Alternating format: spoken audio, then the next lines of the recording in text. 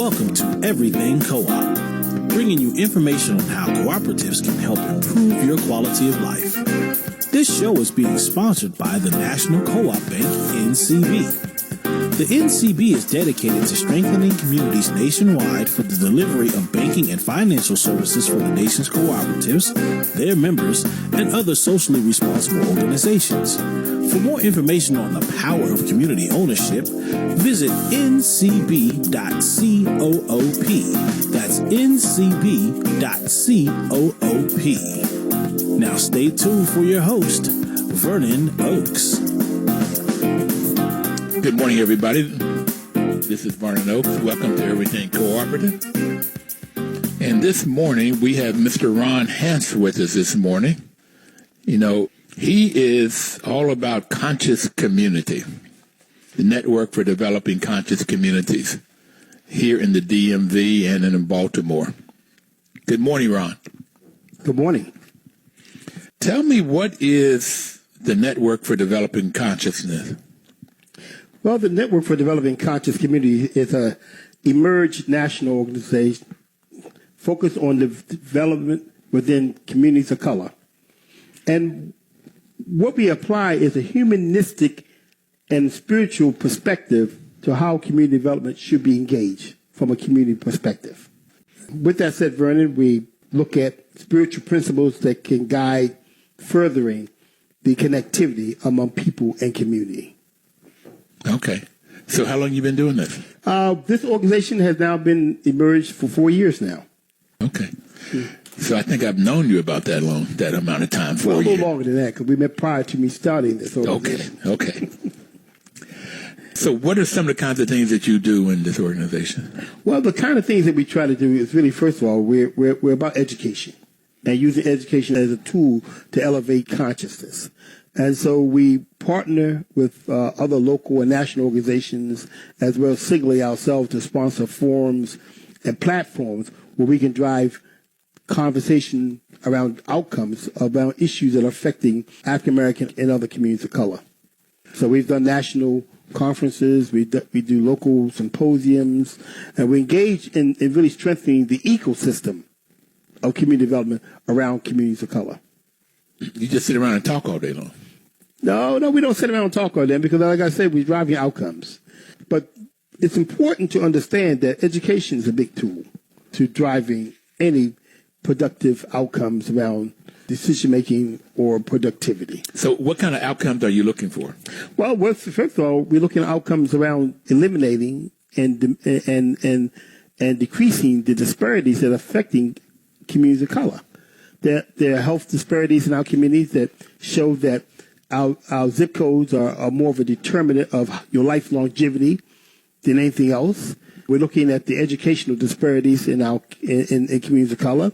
We look at the business and unemployment rates, the home ownership rates.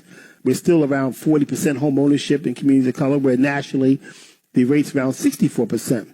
We look at the diminishing ability of creating generational wealth in African American and other communities of color, which is a big predominance of an outcome in terms of what we're able to do economically in our communities. So those are a lot of things that we're certainly working at addressing and creating conversation around. So what's the conversation around? I mean, all of these are extremely important to me, whether it's health, education, unemployment, home ownership. But the one that really gets me is this generational wealth. I mean, that hits me more than anything else. So Yes. What are some of the disparities, or what happens in our communities that would cause this huge gap in wealth creation? Well, Vernon, I tell you something. It goes back over the last 50, 60 years in this country in terms of policies. Local policies that affected where we lived and how we access financial resources. It goes back to the 1930s at the start of the federal programs around housing and how there was discriminatory and segregated practices within state, local government that prohibited us as a people from acquiring financial resources. Go back to the redlining that has gone on, that has created economic walls around our communities where we couldn't access financial resources. And of course, the exploitation that had went on as a result of that, because of the fact that we couldn't acquire through the normal financial streams with FHAs and VA and the securing of mortgages, that others took advantage of that opportunity to exploit us in the real estate market. And as you all know, home ownership is probably the first gateway to creating wealth over time. So if you are buying a home in a neighborhood that's been redlined, your value is slow to appreciate and create the equity that you would normally use to send your kids off to school, to start businesses, et cetera, et cetera. Where in suburban white America, that door was always open, which allowed them to create equity in their home ownership opportunities and then use that equity to move into small business, to send their kids off to school, et cetera, et cetera, et cetera. So those are the opportunities that we didn't have as a people for over 60 years in this country. Well, Ron, I guess I would say it's not just 60 years; it's probably 400. But well, okay. yeah. I didn't want to tap into the years of slavery, but coming out of Jim Crow, which we know was very impactful, that took place after the abolition of slavery in 1965, this whole white-led privileged society took on another plateau to violently disengaging us economically in this country. So you could not get a loan to borrow money in the neighborhood. So you could not buy a home. And therefore, you could only rent. And the people that owned those multifamily buildings were normally white, and then they exploited you. I heard you use that word, exploited. Exploited, yes. So you end up paying a larger percentage of your income. So you don't have a huge amount of income in the first place, or a huge unemployment rate. And so then that income, I think FHA or HUD talks about 30% of your income going toward housing. And you may find in the neighborhood that might be more like 50% of your income going to housing, because you're making a lower amount of income and a higher amount of rent. So that's where this exportation piece comes in. Generation and generation, harder to create wealth. One of the speakers that we're having at our symposium, and we'll talk more about that, is Dr. Burl Satter. Wait. Tell me, what symposium are you talking about? Oh, the symposium I'm talking about is the Symposium on Racial Equitable Community Development that we're hosting in Baltimore from October the 22nd through the 23rd. One of our keynote speakers at that symposium is Dr. Burl Satter, who's a researcher at Rutgers University. Dr. Satter's father was a Jewish attorney working in Chicago during the 30s, 40s, and 50s. And what her father did for black families was provide them legal advice on acquiring and purchasing real estate, and particularly talking about home ownership. What was going on in Chicago at the time was, like many other cities in America, there was blockbusting, where white realtors, brokers, and loan officers, and the whole systematic process of scaring white folks out of their neighborhoods with the thought that black folks were moving in. And so when this process was unveiling and unfolding, Vernon, they were buying the real estate at below market value because, again, of the scare tactics. Sell your property now. Black folks are coming. And they would orchestrate, black women riding or walking through these neighborhoods with carriages with kids to show that they were actually, moving in. And so what they did, they acquired these properties at below rate. And because of the system was in place that didn't do lending, and this was all in a lot of the government programs, there was language that prohibited lending to black families. Those people who were engaged in the process were buying and selling above market to black families moving in. Not only were they selling at above market rate, but they were also doing the lease to own financing, which means they controlled the interest rate and financing of those loans. And so what has come out of that discussion, Vernon, is that there was probably about $3 to $4 billion of wealth during these years extracted out of the black community in Chicago. That is absolutely so interesting. So you get these disparities all around wealth. So you don't create the wealth. And this is what I've tried to tell people and in organizations, businesses, churches, that the balance sheet is more important than the income sheet. We mainly look at what money comes in and goes out, this income statement. But the balance sheet looks at what assets you have and what you owe. So it looks at what you own and what you owe. And that turns out to be more important when you start talking about health and education and unemployment and home ownership. All in business ownership is how much wealth do you have. We're going to take our first break, and then I want to come back and really talk more about your upcoming symposium. And tell us again, when is that? October the 22nd through 23rd. It will be held in Baltimore, and I guess I'll give the website information, www. We'll be right back. Okay, we'll get that when we come back. Thank you.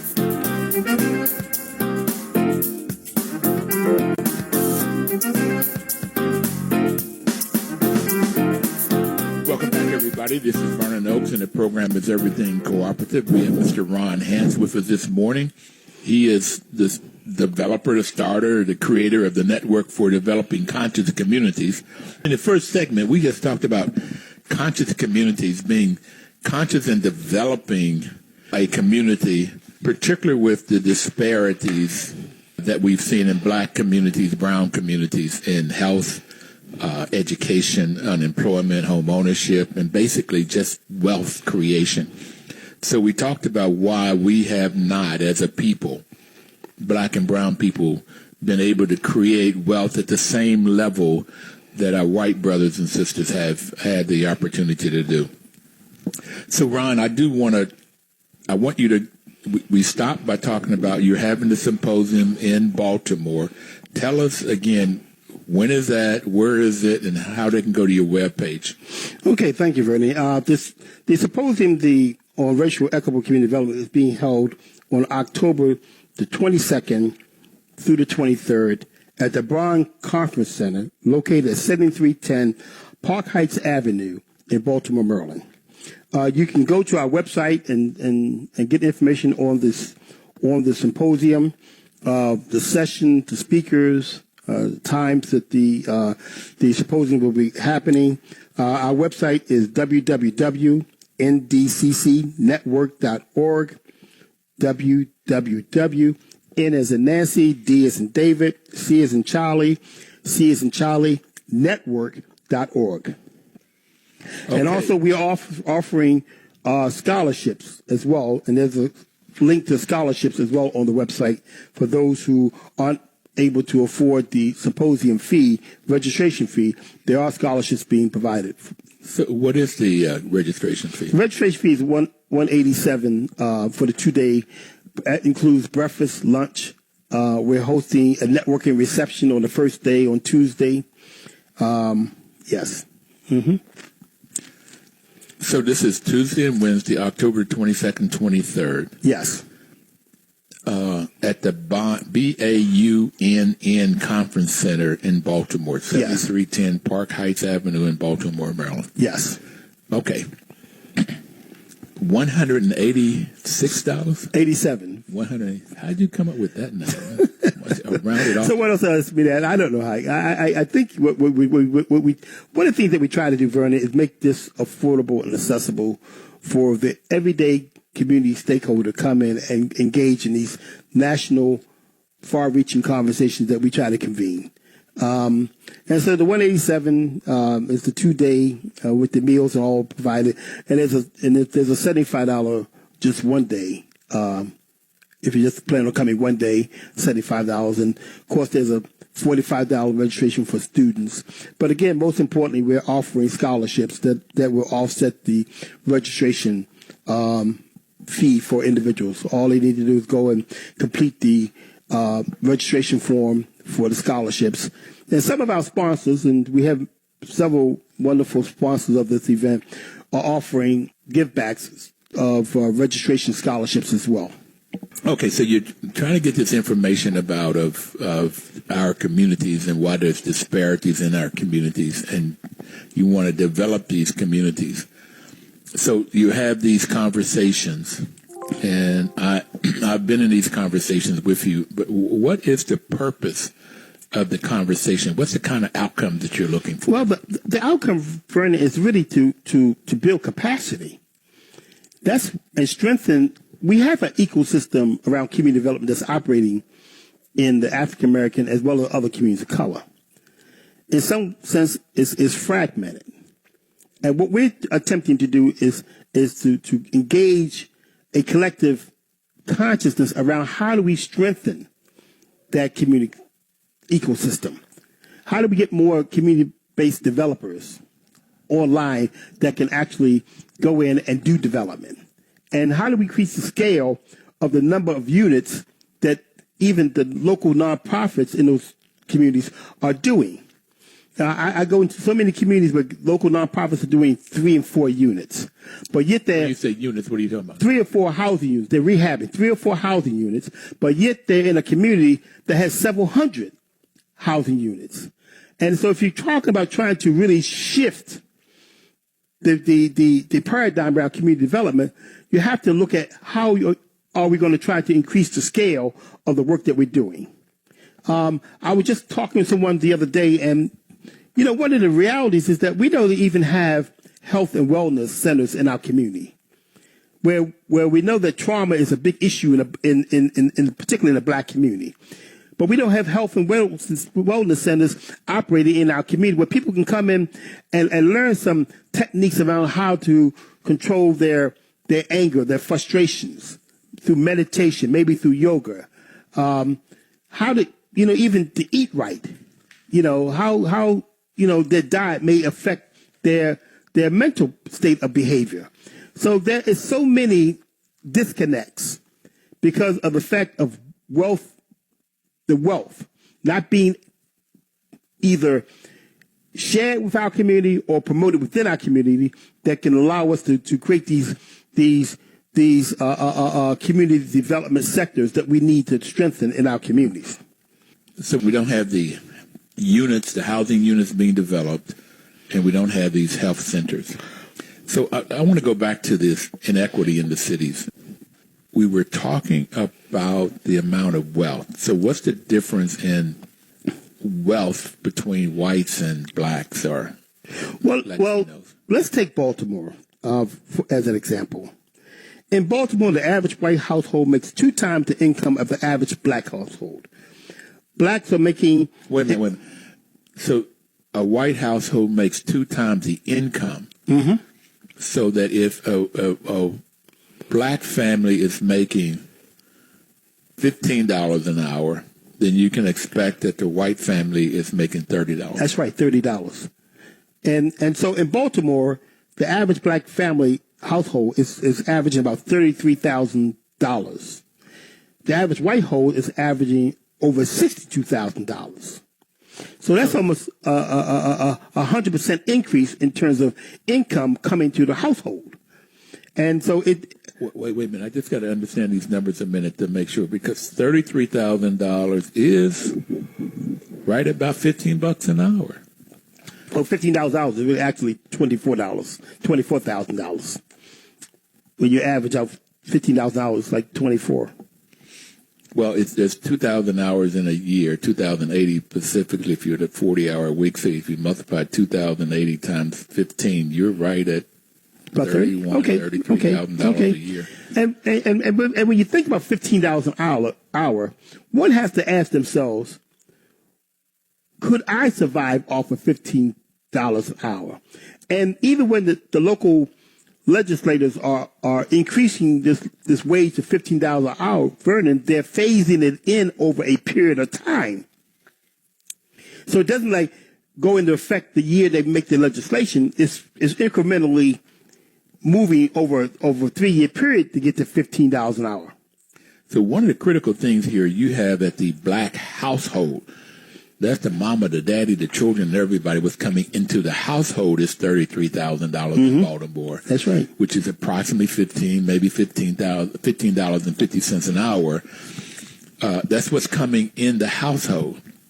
And that's at a gross level. That's not at a net level, and True. net is 1/3 of that. So you're going to get about $21,000 coming in, $22,000 coming into the household. That's a little less than $2,000 a month coming into the household. And so you get, how can you live off of $2,000 a month, particularly if it's a family of four? Well, I teach. I'm an adjunct professor at the University of Maryland, Baltimore County, and one of the exercises I do with my students is to have them go and Google what is the median starting salary for a student with a BA degree. A bachelor's degree. Yeah, so it's about $40,000 to $42,000. That's the gross. So we start taking out the net, which is the first thing, taxes at 28%. By the time we take out all the expenses that are coming out of that income, you know what? They are now impoverished themselves. So they realize the underlying question around wealth and wealth building. So once you take out your taxes, your housing, your transportation costs, and if you're a student, you may be paying student loans, your food costs, your clothing costs, your entertainment costs, you're upside down. And so when you talk about building wealth, it's hard to build wealth when you're underground. Underground and upside down, what I hear you say, you've got more expenses Debt than you got That's more income. Okay. And so you have more a month than you got money. Right. So what Robert Smith did for those students at Morehouse University, when he wrote off their student loan debt, he freed those students, man. He freed those young students to go out and do work without having the burden of dealing with student loans, chasing around into their adult years.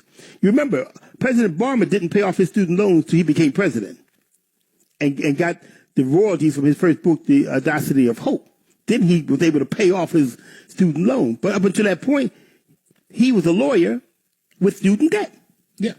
Mm-hmm. So if you have a black household with $33,800, likelihood is they're underwater. They have more debt, more expenses than income. Where if you look at white family, they're at 62, almost twice that. They can have what it's called disposable income, right? So think of this: when you talk about wealth, the opportunities where you don't have wealth, which you're disconnected from: healthcare, adequate food, no expenses for even taking your family out every summer for a vacation.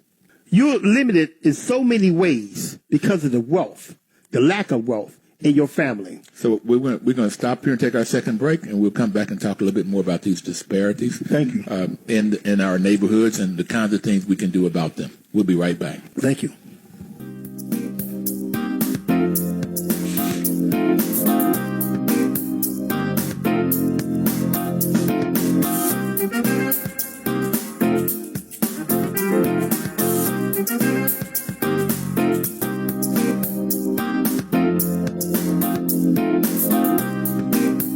Welcome back, everybody. This is Vernon Oaks. The program is Everything Cooperative. The National Cooperative Bank is sponsoring this program. They've been with us now for 6 years. Ron, we've been on the air for 6 whole years. Wow. Congratulations, Vernon. When we started, doing fantastic work. Thank you, babe. When we started out, we were only going to do it for a month. We were going to trial for a month, and it just kept going. Well, God always got a bigger plan for us than we have for ourselves. Amen. And let's get back to this conversation about these inequities that you're talking about that happens in our neighborhoods. So we talked about blacks' household income in Baltimore is $33,800, where whites is $62,700. So blacks end up with that small amount of income, one half that of whites. They have more monthly money, or they have more expenses than they have income, and therefore they don't get some of the things that they need, like fresh fruits and vegetables or health care. And whites with $62,751, they end up with what we call disposable income, organic. They can also have the health insurance. They can also have life insurance. They can also take vacations, which are kinds of things that helps with the emotional side of things. So they have more money than month, so they can get savings going on and create that wealth. So we talked about this the first half. So what are some of the other inequities in our neighborhoods? Well, let's take Baltimore particularly. Well, we can look at the life expectancy, Vernon.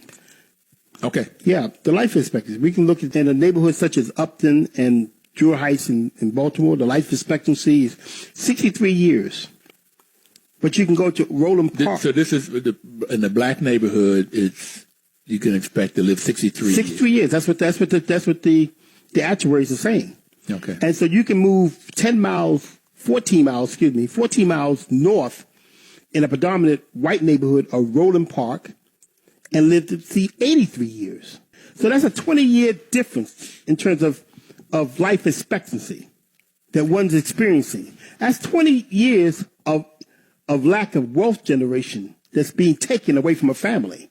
So you're talking about the wealth generation. I'm really and sort of sitting here stunned that if I have this income of $62,000 a year, the white income, this white household, so I have disposable income and I can eat the right vegetables, get the meds, go to the doctors, I can pay for doctors, I can take vacations and get rest. I can do all of these kinds of things. And what that shows up in is life expectancy. You're living longer. So I live longer. You live longer. You're not dealing with the stresses of everyday pressures and the trauma that our black communities are under. I mean, we talk about unemployment. I mean, talk about the unemployment in Baltimore, which is in a black community is 4 times higher than a white community. So blacks in Baltimore the unemployment rate is 14%? Yeah, around 14%. And I do want to say, I want to just to put some cloak around these statistics. These are statistics that have happened after the 2015 uprising in Baltimore that involved Freddie Gray. So what I'm saying here through these statistics, the paradigm in Baltimore did not change after that uprising. It did not change for black Baltimore. The same disparities that existed before 2015 existed after 2015. Well, these things are in the fabric of the neighborhood, so an uprising won't cause them to change anyway. Well, Vernon, and I guess that's the reason for your organization. Well, Vernon, we can't talk about these disparities in the truer context unless we bring in the conversation about institutional racism. There's no way we can have this conversation to talk about these disparities if we can't talk about institutionalization of practices have made these divisions, have made these disparities, have increased them over time. So with that in the context, it's not unfathomable to see why we are in the state of being where we're in. Institutional racism has played and is still playing a major part in the allocation of resources, policies in this country affecting communities of color. So you have these conversations to try to get us to live longer, have better quality of life as we're living so we can live longer. No, I had these conversations for us to recognize that we are up against a major obstacle called institutional racism. But we shouldn't let that be the prohibitor that disallows us from doing the things necessary for us to do to augment and grow our communities and provide resources. I really think we're saying the same thing. Yeah. Mm-hmm. Yeah. That these inequalities and disparities exist, and we have to understand that that's racism, that's systemic, that's institutional, that's happening, and then what we must do to overcome that, so we don't have the disparity. That's right. Okay. That's right. And that's why you have your organization. That's why we have the organization, and that's why we promote the practices and education forums that we do. So that's what a conscious community. When that's you what a conscious community is recognizing that, because there's a humanistic, as I said earlier, there's a humanistic and a spiritual aspect to how we really need to approach our communities and how we want to see us grow. We've gone through a phase of disconnection, being disconnected as a people, culturally and spiritually, and we have to find our way back to what keeps us binded and grounded and connected, together. Because there's no savior coming for Black America. And I think that most of us who have been in this work of community building understand that there's no one going to save Black America but Black America. And so we need We need the involvement of our faith-based community in a much larger way. We need the involvement of our business and professional associations in a much larger way. We got to go back into communities, man, where there are no institutions working. Such as we talk about food deserts, communities that have no access to food sustainability. There are communities that are operating with no organizations working in those communities at all. And so we got to start looking at how we build institutions in our communities, such as what Marcus Garvey was promoting back in the 1930s. Well, before you go there, I want to go back to, you mentioned he brought up food deserts, so I want to make sure people understand what a food desert is. And that's basically, my understanding of a food desert is you cannot get fresh fruits and vegetables. Yeah. You cannot get quality foods.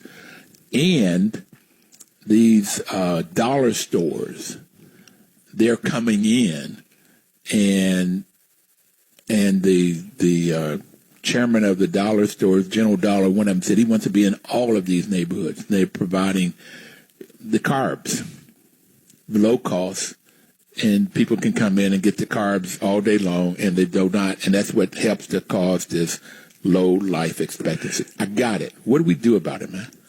Well, Vernon, we got to look at how we can build institutions that are growing and providing adequate foods to our communities. We got to talk more about ownership, not just real estate ownership. I mean, ownership of the businesses in our community. Because if you go through any black community, I don't care if it's Baltimore or L.A., you will see the business ownership in those communities don't look like the people who reside in those communities. And so we have to get to an understanding that if we're going to create better outcomes for ourselves, that we have to be the orchestrators of our own self-determination, which means ownership. That we have to be able to bring the resources and the services that's going to better serve our communities in a better way than others who are now doing that. Well, this is why I have you on the program called Everything Co-op. Okay. Because cooperatives are the only vehicle that I have seen in my 72 years on this planet. It's the only organizations, institutions, whether it's housing or financial through credit unions or farming, whatever, but the only organization where you can create wealth, social and financial wealth. Well, let's say I like to look at it as one of those processes. One of what? As a process. Okay. Because living cooperatively is not new to the black community. I remember. Well, I think that's how we survived. Yeah, I remember as a kid, we used to borrow flour and butter and sugar from our neighbors. Nobody would live in a community where I grew up as a kid would allow the other family down the street to starve. And so when that family might have ran out of some edible goods during the month, they would send, their kid up to our house, or we would go to other neighbors and borrow things. That's in the fabric, the DNA of black community. Sharing, bartering. We do that. We do that well. We've done that. And so we have to, go and institutionalize some more ways to make it more sustainable. And that's where I think the cooperative model comes in, because it creates a more institutionalized, sustainable process so that we can have it there as an ongoing entity to be able to provide goods and services to our communities in a collective way. You're talking about, can I borrow a cup of sugar? Well, that happened in West Virginia. And where'd you grow up? Where'd you grow up? Where'd you grow up? I grew up in Baltimore. In Baltimore. Okay. So that we helped each other.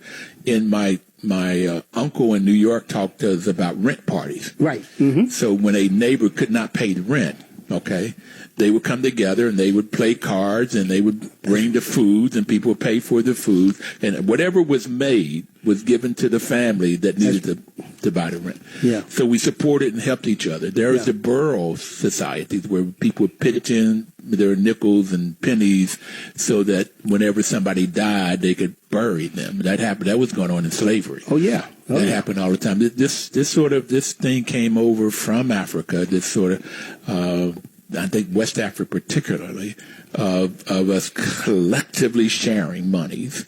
Ubuntu was something in Southern Africa. It was a way of being, of sort of supporting each other. So you get all of this stuff coming out of motherland, of sharing, of supporting each other. My world view says we could not have survived slavery or Jim Crow or any other period if we did not work together and come together.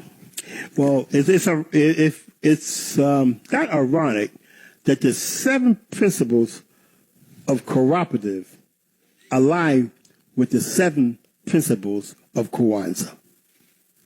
And so when you look at those 7 principles of Kwanzaa, they really talk about all of this collective work that's needed around and the faith work.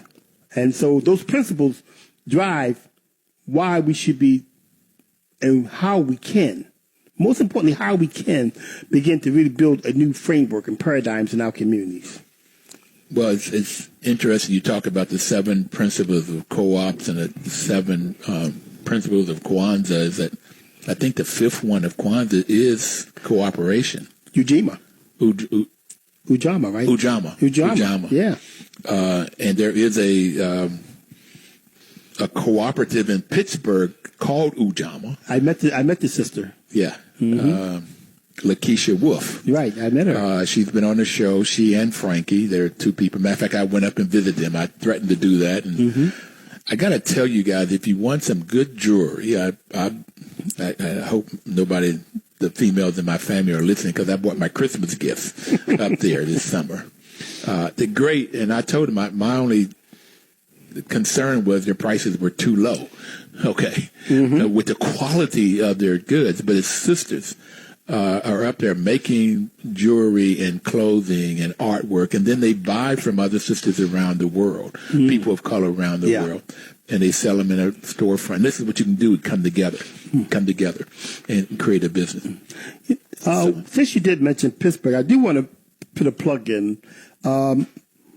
Pittsburgh this year has the mayor has created a position for an equity officer inside the mayor's office that's going to oversee equity around the city agencies in Pittsburgh. And the gentleman's name is Majestic Lane.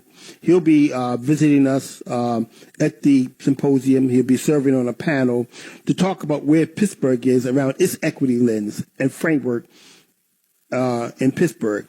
And in the same conversation, we're having folks from Baltimore who also has legislation on the book to talk about where they are along their process of ensuring that resources are being fairly and equitably distributed throughout the city without having any sector of the city gain leverage by attracting the majority of public resources to that particular area. So we talked about first the disparity, and we're going to take a break now and come back and talk about what you're doing in your symposium. We'll be right back. Okay. Don't touch that dial. Thank you.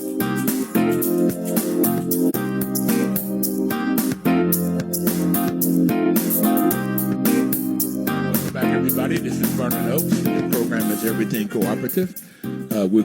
We have Ron Hantz in the studio with us this morning. So, Ron, we talked about the disparities in the white community, black community, white family, the black family. We've talked about the history of it. We talked about what we need to do, and I find co-ops is one of the answers. And different cities are doing different things. And you're having this symposium. You've told us it is October the 22nd and 23rd is in Baltimore at the Bond, BAUNN Conference Center at 7310 Park Heights Avenue. Tell me, what are some of the things you talked about, Dr. Statter, but what are some of the programs that you're going to be doing there? Well, one of the conversations, and we have over 60 presenters that are coming and sharing in dialogue at this symposium. And we have over 16 discussions that will be running concurrently throughout the Tuesday and Wednesday. And what we are hoping, and our goal is, Vernon, to really drive outcomes. And so it's important to come together and share information, and that's what we want to achieve. Firstly, is the sharing of information. But most importantly, we don't want to leave an empty vessel of a conversation there on October the 22nd and 23rd. We want to give folks an opportunity to take back to their communities some best practices that they can put in place in their local communities. And so we'll help them do that. You know, we hope to sign up organizations to become members of our network so that we can support their work in an ongoing, more cohesive way. Because, again, it's more not about just talking about what the disparities are, but really how do we find solutions to augmenting these disparities that are affecting the growth and development of our communities on a holistic perspective. You know, our young folks are calling out to us to their need. You know, the violence that we're seeing in our communities, the high dropout rates that we're seeing in public school systems. The public school systems are not working adequately to support the education of our communities. The loss of culture that we're seeing. There's so many challenges that we're addressing, and there still needs more addressing if we're going to be working towards solving and creating some better outcomes. So this symposium is and along with the other discussions that we frame out over the years are really about doing that, because we have to come together as a community and talk about what our challenges are, and put aside our own ego, our own personal objectives, and look at how we're working at problem solving collectively. So we'll have discussions around how we can work with other partners. There's one of the symposium sessions we're going to have is talking with other Asian and Latino communities about how can we as communities of color lend more capacity to our work collectively. Mm-hmm. Because some of the same problems we all are facing when it comes down to institutional racism. I first came to this when I taught at City University in New York, and it was blacks against Puerto Ricans for the crumbs. Mm-hmm. And it seemed like the folks in power, white folks, would try to keep us divided and keep us fighting against each other over crumbs, over a little bit of nothing. Yeah. And then I saw it when I taught at San Diego State in San Diego, the blacks against Mexicans. And it was the same kind of dialogue going back and forth, and we have the same problems in our neighborhoods. Yes, in our neighborhoods. Same issues. So if we can come together and work together, so that would be one I'd like to go to. Yeah. Is how do we pool our resources, our talents? Well, we all are living virtually in the same community. Economically, they're pushing us. The economics have pushed us into living in the same community. I mean, when I came to D.C. back in the 70s, and I looked at Adams Morgan, it was a rich, culturally diverse community in Adams Morgan. Now you go to Adams Morgan, it almost looks like any other white gentrified neighborhood in terms of the culture that was existing then is absent now. So we got an opportunity to really create communities that we see, communities that we desire. It's not going to be an overnight, a one-night solution. It's going to be a process. But I say this here: when I've gone to Birmingham, Alabama, and I've gone to New Orleans, I see the same thing happening in those cities. I've been to Indianapolis. I've been to New York. I know when I'm in a black neighborhood, whether I'm blinded or sighted, I know when I'm in a black neighborhood when I open my eyes. And economically, even in Birmingham and New Orleans, where in Birmingham we have the historical black civil rights district where blacks aren't controlling the outcomes economically in that city.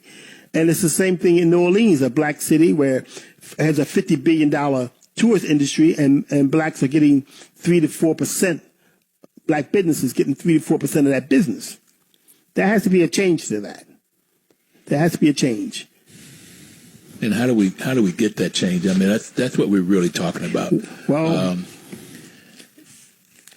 yeah, and I really do see co-ops as an answer, if it's not the answer. I do want to give a plug out. Your conference is on the 22nd and 23rd of October.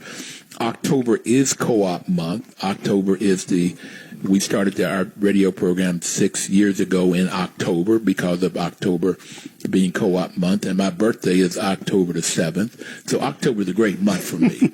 My sister's birthday is October the 4th. NCBA, National Cooperative Business Association, give a plug out to them because they're having their 2019 Impact Conference. Starts on Tuesday, October the 1st. It's sort of a pre-conference looking at excellence in cooperative leadership and management presented by St. Mary's College. That's all day long from 9 to 4:30. And then on Wednesday and Thursday is their main conference, and they will be talking about some of the things you're talking about here.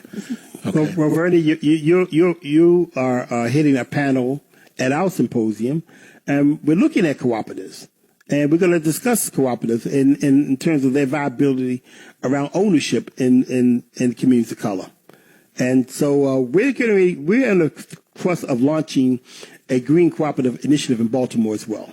Several weeks ago, everybody nationally, internationally heard the president talk about how filthy Baltimore was as a city, and we took that personally. But we took that personally well before his comments. We started working with Wells Fargo Bank back in January of this year to look at launching a cooperative business initiative in Baltimore around street maintenance. And so we're now at the point we're on the thrust of launching this cooperative business in Baltimore to look at how we can start looking at some of the Main Street small business districts around doing a green cleaning project that will be worker-owned, worker-controlled, and worker-directed. And so we hope to be launching that in the next several months in Baltimore City with the assistance from Wells Fargo Bank. So we can there's 4 basic types of co-ops. If it's owned and controlled by the employees, it's called a worker cooperative, and you can pretty much have any kind of business you want. If it's owned and controlled by the consumer, the people that uses the product or services, then it's called a consumer cooperative, and those are housing co-ops or consumer co-ops. It's owned and controlled by the people that live in it. Credit unions are consumer cooperatives. REI is